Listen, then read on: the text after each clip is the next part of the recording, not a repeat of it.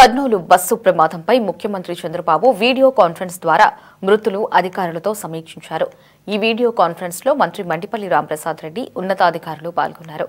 ఈ సందర్భంగా సీఎం చంద్రబాబు కీలక సూచనలు చేశారు.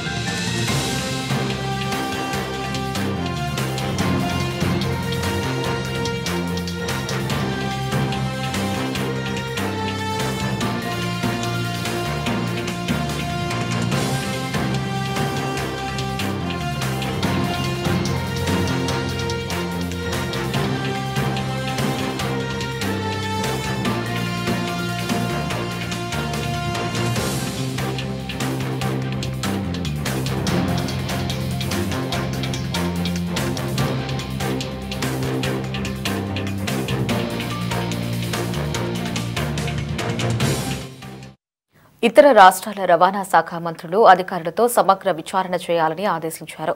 మృతుల వివరాలు గుర్తించి కుటుంబాలకు తక్షణ సాయం అందించాలని ఆదేశించారు. అలాగే గాయపడిన వారికి మెరుగైన వైద్యం అందేలా చర్యలు తీసుకోవాలని వైద్య శాఖకు సూచించారు.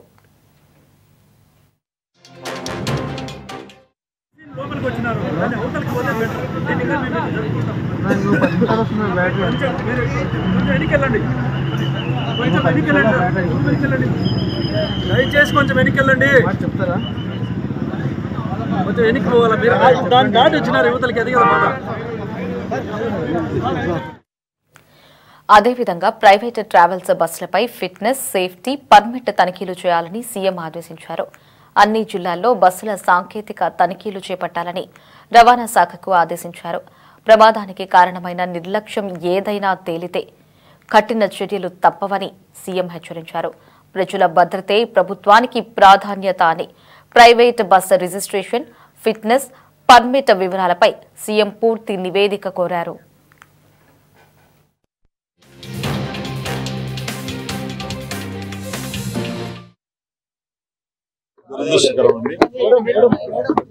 ఇలాంటి సంఘటనలు ఎప్పుడు జరగకూడదని ఆ భగవంతుని ప్రార్థిస్తున్నాం. ముఖ్యంగా ఈ ప్రమాద విషయాల్లోకి వస్తే స్కూటర్ ను ఢీకొట్టడం వల్ల ఈ ప్రమాదం జరిగింది. ఇప్పటికి 19 మంది మృతులను గుర్తించడం జరిగింది. మిగతా 19 మంది ఎవరైతే క్షతగాత్రులు ఉంటారో ప్రభుత్వం ద్వారా వాళ్ళకు చికిత్స అందిస్తున్నాం. ముఖ్యంగా ఈ బస్సుకు సంబంధించి కామండయ్య పర్మిట్ తో, అంటే ఆల్ ఇండియా పర్మిట్ అయితే అక్కడ రిజిస్టర్ కాబడిన బస్సు. ఇప్పుడు వరకు మా అధికారులు ఇచ్చిన సమాచారం ప్రకారం బస్సుకు సంబంధించి అన్ని ఫిట్నెస్ సర్టిఫికెట్ అయితేనే, ఇన్సూరెన్స్ అయితే అన్ని పర్ఫెక్ట్ గా ఉన్నాయి. ఇది మేము ఒకటే అనుకుంటున్నాం, ఇది ప్రమాదవశాత్తు జరిగిన సంఘటన. ముఖ్యంగా ఏదైతే స్కూటర్ ను ఢీకొట్టడం వల్ల ఆ స్కూటర్ కూడా బస్ కింద వెళ్లిపోవడం, సుమారు 300 మీటర్లు లాక్కొని రావడం వల్ల అగ్ని ప్రమాదం జరిగింది.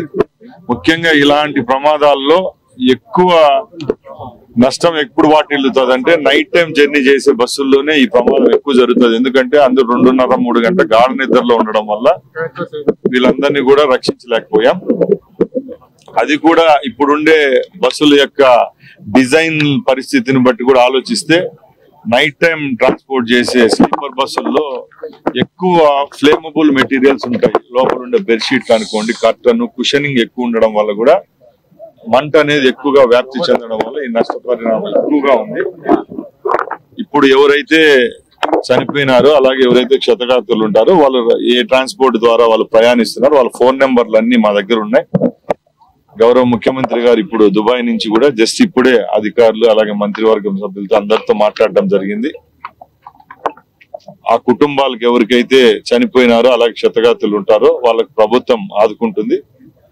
ముఖ్యంగా ఈ బస్సులో ప్రయాణించిన ప్రయాణికులు ఏ రాష్ట్రానికి చెందిన వారు అనేది ఇప్పుడు మేము మా ముందున్న మెయిన్ టాస్క్ ఒకటి. అది కూడా 2-3 అవర్స్ లో వాళ్ళ ఫోన్ నెంబర్స్ ట్రేస్ చేసి, ముఖ్యంగా ఈ సౌత్ ఇండియా పర్మిట్ లో ఉంది కాబట్టి తెలంగాణ, ఆంధ్ర అలాగే ఉమ్మడిగా కర్ణాటకకు సంబంధించిన ప్రయాణికులు ఉండొచ్చు కాబట్టి ఆ ట్రాన్స్పోర్ట్ మినిస్టర్లు కూడా మాతో టచ్ లో ఉన్నారు. తప్పకుండా దీని మీద ఏ విధంగా ఈ సంఘటన జరిగిందనే దాని విషయంలో మా అధికారులు ముందుకెళ్తున్నారు. గౌరవ ముఖ్యమంత్రి గారి ఆదేశాల మేరకు ఈ ప్రమాదంలో ఎవరైతే గాయపడ్డారో మృతి చెందారో ఆ కుటుంబాలకి ప్రభుత్వం చేదోడవాదులు. ఇందాక డిఐజీ గారు చెప్పారు బస్సులో సేఫ్టీ మెజర్స్ లేవు. ఏది ఇప్పుడే చెప్పలేమండి, ఎందుకంటే ఇన్సిడెంట్ జరిగింది రాత్రి 2:30 జరిగింది. ముఖ్యంగా నేను ముందు మీకు చెప్పినట్టు సేఫ్టీ మెజర్స్ అంటే మార్నింగ్ ట్రావెల్ చేసే బస్సులు వేరే విధంగా డిజైన్ ఉంటాయి, నైట్ టైం స్లీపర్ బస్సులకు సంబంధించిన డిజైన్ కూడా వేరేగా ఉంటుంది. ఈ రోజు 19 మంది ఎవాక్యువేట్ చేయగలిగామంటే దాంట్లో ఎన్నో పరిణామాలు ఏవైతే ఉంటాయి, సేఫ్టీ మెజర్స్ ఉంటాయో వాళ్ళందరూ కూడా బయటికి తేవడం జరిగింది. ముఖ్యంగా ఇలాంటి ఘటనలు జరిగేటప్పుడు టైం కూడా ఖచ్చితంగా పరిగణలోకి తీసుకోవాలా. ఇదే టైమింగ్ మార్నింగ్ టైం జరిగినప్పుడు ఇంత ప్రాణహాని అయితే ఉండదు. నైట్ టైం జరిగినప్పుడు చాలా మంది ప్రయాణికులు నిద్రలో ఉండడం వల్ల, అలాగే సీటింగ్ కూడా మీరు చూశారు, ఇది అప్పర్ బెర్త్ ఉంటుంది, కింద సీటింగ్ ఉంటది. కాబట్టి అక్కడ ఏ విధంగా వాళ్ళ యొక్క మరణం ఎలా జరిగింది అనేది కూడా అధికారులు కొందరు చెప్పే విధంగా ఫస్ట్ దట్టమైన పొగ వల్ల వాళ్ళు సుహ కోల్పోవడం, ఆ తర్వాత ఈ ఫ్లేమబిలిటీ ఎక్కువ ఉండడం కూడా జరిగిండొచ్చు. కొంతమంది అధికారులు ప్రభుత్వం దృష్టికి చేస్తున్నారు 60 km స్పీడ్ తో డిజైన్ చేయబడిన బస్సులు 100-120 km స్పీడ్ తో వెళ్తున్నాయి, వీటి డిజైన్ మార్చాల్సిన అవసరం ఉందని చెప్తున్నారు. ఇప్పటికి కూడా ఒకటే అండి, ఇప్పుడు భారతదేశంలో ఉన్న ట్రాన్స్పోర్ట్ సిస్టమ్ అంతా మార్త్ గైడ్ లైన్స్ పరంగా పోతామండి. మేము ప్రతి ఒక్క state central government ministry of transport ఏదైతే భారతదేశం వాళ్ళ పర్యటన నడుస్తుందో మార్త్ గైడ్ లైన్స్ పరంగానే టూరిస్ట్ బస్సులు అలాగే మార్నింగ్ ట్రావెల్ చేసే బస్సులు కూడా డిజైన్ చేయడం జరిగింది.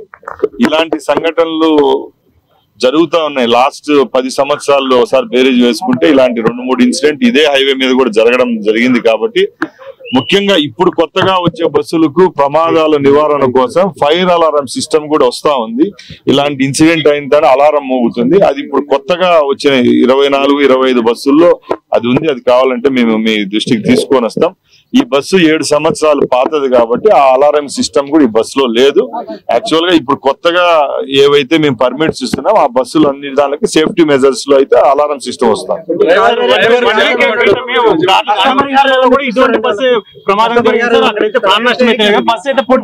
ముఖ్యంగా ఈ ప్రభుత్వం ఎంతో చిత్తశుద్ధితో ఈ ఘటనపై స్పందించడం జరిగింది. నేను ముందే చెప్పినట్టు సంఘటన 3 గంటలకు జరిగితే ముఖ్యమంత్రి గారు దుబాయ్ లో ఉండి 4 గంటలకే ఆడియో కాల్ తీసుకోవడం జరిగింది. ఇప్పుడు ఇక్కడ ఉన్న అధికారులు కలెక్టర్ గారు అయితేనే అలాగే ఎస్పీ గారు అయితేనే తక్షణమే స్పాట్ కి రావడం, అలాగే మా కమిషనర్ గారు రావడం, స్థానిక శాసనసభ్యులు అలాగే మేమంతా నాయకులమందరం ఇక్కడికి వచ్చామంటే ఈ ప్రభుత్వానికి చిత్తశుద్ధిగా ఉన్నాము. అలాగే ఆ కుటుంబాలు ప్రాణాలు కోల్పోయే వాళ్ళకి మేము తేలేకపోయినా కూడా మా ముఖ్యమంత్రి గారు క్లియర్ గా ఒకటి ఇన్స్ట్రక్షన్స్ ఇచ్చారు, వాళ్లకు చేదోడు వాదోడుగా ఉన్నామని చెప్పారు. తప్పకుండా వాళ్ళ కుటుంబాలను ఆదుకోవడం జరుగుతుంది. అలాగే దీంట్లో ప్రయాణికులు కేవలం ఆంధ్ర వాళ్ళు ఉంటారని మేము అనుకోవడం లేదు, తెలంగాణ అలాగే కర్ణాటక వాళ్ళు ఉంటారు. కాబట్టి ఆ మినిస్టర్లతో కూడా మాట్లాడుకొని వాళ్ళ కుటుంబాలకు న్యాయం జరిగే చర్యలు తీసుకుంటారు.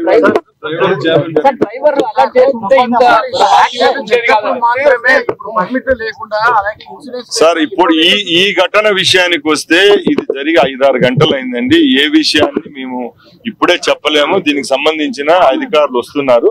తప్పకుండా ఈ రోజు సాయంత్రం లోపల ఘటన ఏ విధంగా జరిగింది ఒక్కొక్కరు ఈ విషయాల్లో కాంట్రడిక్ట్ అవుతున్నారు. కాబట్టి కరెక్ట్ క్లారిటీగా 2-3 అవర్స్ లో మీ దృష్టికి తీసుకొస్తాం.